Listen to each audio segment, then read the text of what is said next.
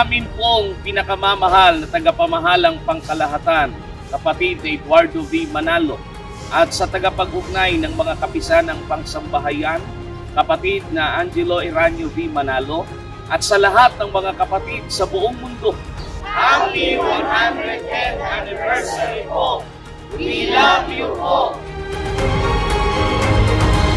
Kami po ay sama-samang bumabati sa ating pong tagapamahalang pangkalahatan, ang kapatid na Eduardo V. Manalo, at sa lahat po ng kaanib sa Iglesia ni Cristo sa buong mundo ng Happy 110th Anniversary po!